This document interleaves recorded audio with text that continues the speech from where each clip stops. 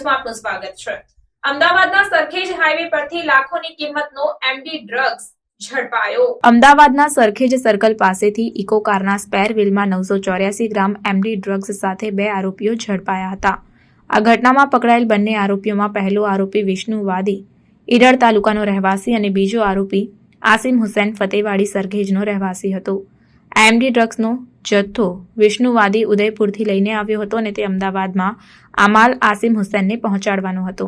વધુ તપાસ કરતા આરોપી પાસેથી એવી માહિતી જાણવા મળી કે આ એમડી ડ્રગ્સ અમદાવાદમાં રાજસ્થાનના ઉદયપુરથી અતિક નામના વ્યક્તિએ મોકલાયું હતું।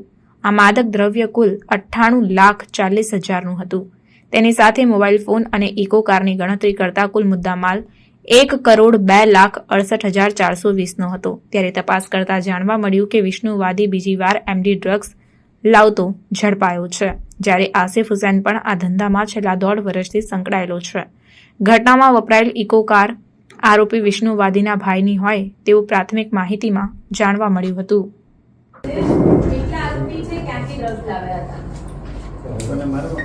અમદાવાદ શહેર ક્રાઇમ બ્રાન્ચની ટીમને ગઈકાલે મળેલી બાતમી આધારે રાત્રે સરખેજ સર્કલ પાસેથી 2 આરોપીઓ સાથે કુલ 984 ગ્રામ એમડી ડ્રગ્સનો જથ્થો પકડાયેલો છે। આ જથ્થો જે છે એ વિષ્ણુવાદી નામના જે બંને આરોપી પૈકીને એક આરોપી છે, જે સદાતપુરા ઈડર તાલુકાના વતની છે અને ઉદયપુરથી આ જથ્થો એમની પાસેની મારુતિ ઇકો કારમાં સ્પેર વ્હીલમાં અંદર છુપાવી અને લઈને અમદાવાદ આવેલા હતા। આ જથ્થાની ડિલિવરી જ્યારે સરખેજ કેનાલ પાસે ફતેવાડી કેનાલ પાસે રહેતા સરખેજ વિસ્તારના આસિફ હુસૈન રૂપે ગોટુને આપવા જઈ રહ્યા હતા, ત્યારે બંને આરોપીઓને મારુતિ કાર તથા એમડી ડ્રગ્સના જથ્થા સાથે પકડી પાડવામાં આવેલો છે। આ જથ્થાની કુલ કિંમત છે 94,86,000 અને કુલ ટોટલ મુદ્દામાલ થાય છે 2 crore 1 lakh 1 crore 2 lakh.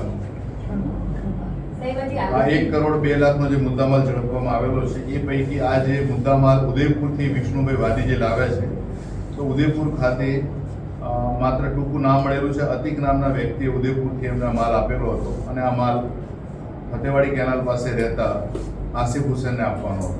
Sir, modus operandi શું હતી ને કેટલા સમયથી આ લોકો આવતા? પ્રાથમિક પૂછપરછની મળેલી માહિતી મુજબ વિષ્ણુવાદી દ્વારા આ બીજી વખત ડ્રગ્સ લાવવામાં આવેલું છે અને આસિફ હુસૈન પણ આ એમડી ડ્રગ્સના ગેરકાયદેસરના કારોબારમાં સંકળાયેલો છે। આ જથ્થો એમણે ઉદયપુરથી જ્યારે લઈને આવવાનો હતો ત્યારે એમણે એ કારમાં બીજો સામાન્ય પ્રકારનો સામાન રાખેલો હતો અને સાથે સ્પેર વ્હીલમાં આ 984 ગ્રામ એમડીનો જથ્થો અંદર છુપાવેલો હતો। બંને આરોપીની હાલ પૂછપરછ ચાલુ છે।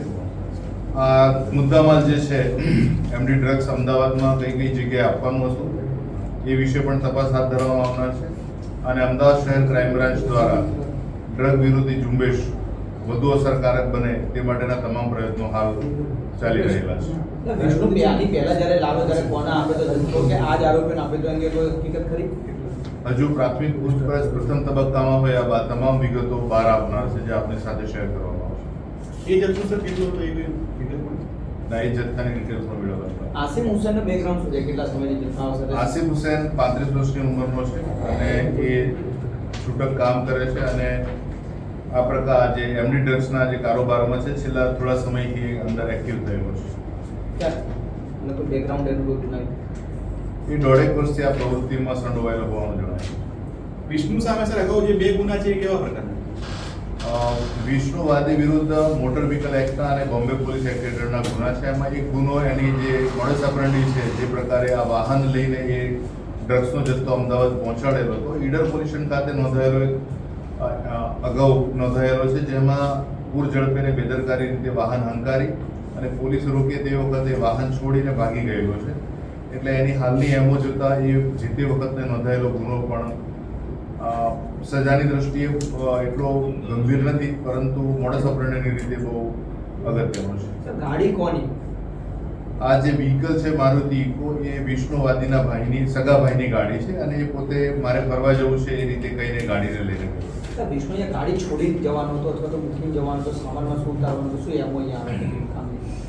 જે પ્રાથમિક પૂછપરછમાં માહિતી મળી છે પ્રમાણે વિષ્ણુવાદી જ્યારે આ એમડી ડ્રગ્સનો જથ્થો અમદાવાદ લઈને પહોંચશે ત્યારે સાણંદ સરખેજ સર્કલ પાસેથી આસિફ હુસેનને સાથે એક ગાડી લઈને જશે અને જથ્થામાંથી માત્ર સ્પેર વ્હીલ ઉતારી અને પરત થઈ જશે, જેથી જથ્થાની આપલે અથવા તો બીજી કોઈ પણ પ્રકારની વિગતો બહાર ના આવે અને બહુ સરળતાથી કોઈની પણ ધ્યાનમાં આવ્યા વગર એ પાછો જઈ શકે. સર, જે એમઓ છે, એમઓ એમને ક્યાંથી આઈડિયા આવ્યો કે કોઈ ફિલ્મમાંથી આઈડિયા લીધો છે કે પછી એ લોકો કેવી રીતે પ્લાન કર્યો? સામાન્ય રીતે આ જે પ્રકારની ગેરકાયદેસર ચીજ વસ્તુઓ લાવવા લઈ જવાની વાત છે તો આ બહુ જૂની મોડસ ઓપરેન્ડી છે. ટ્રાન્ઝેક્શન કેવી રીતે થવાનું? રૂપિયાનું ટ્રાન્ઝેક્શન જો સ્પેર વ્હીલ ઉતારીને જવાનો હતો તો બાકી જે રાજસ્થાનમાં આર્થિક છે અને રૂપિયા કેવી રીતે મોકલવાના હતા પહેલા પહોંચી ગયા હતા કે એના માટે કોઈ બીજો સપ્લાયર? આ જે મુદ્દામાં જે એમણે મેળવ્યો છે એમાં થોડુંક ડાઉન પેમેન્ટ એમણે મોકલેલું હતું શરૂઆતમાં અને ત્યાર પછીનો બાકીનો જે એનું પેમેન્ટ જે છે એ કરવામાં આવ્યું. એ પણ માહિતી અત્યારે પ્રાથમિક પૂછપરછમાં જાણવામાં આવી. અહીંયા કોને આપવાના હતા માલ, કોને વેચવાના હતા? ડીલર હતો કોઈ કે છૂટક વેચવાના હતા? અત્યારે બંને આરોપીની પૂછપરછ ચાલુ છે, ખાસ કરીને આસિફ હુસેનની કે જે અમદાવાદ ફતેવાડી કેનાલ પાસે ફતેવાડી વિસ્તારમાં રહે છે. એની પૂછપરછમાંથી જ એ આટલો મોટો જથ્થો અહીંયા કયા કયા પોકેટ્સમાં વેચવાનો હતો અને એ વ્યક્તિઓ કોણ હતા એની માહિતી મળવામાં આવનાર છે. અને સાહેબ આ જથ્થો પહેલી વાર જ લેવાતા કે પહેલા પણ ડિલિવર કરી ચૂક્યા છે? કેટલી વાર, કુલ કેટલી વાર? વિષ્ણુવાદી બીજી વખત આવ્યો છે અને આસિફ હુસેન છેલ્લા 1.5 વર્ષથી એમની ડ્રગ્સના આ જે કારોબાર જે છે ગેરકાયદેસર એમાં સંડોવાયેલો છે. એટલે આસિફે કુલ કેટલી વખત મંગાવ્યો હશે? એ અત્યારે બહુ જ પ્રાથમિક તબક્કો છે પૂછપરછનો, એટલે જ્યારે સમગ્ર વિગત બહાર આવશે તો આ તમામ વિગતો બહાર જાણી શકાશે એના વિશેની માહિતી. Hindi thank you. खबरों के लिए चैनल को सब्सक्राइब कीजिए, खबरों का नोटिफिकेशन पाने के लिए बेल आइकॉन को जरूर दबाएं।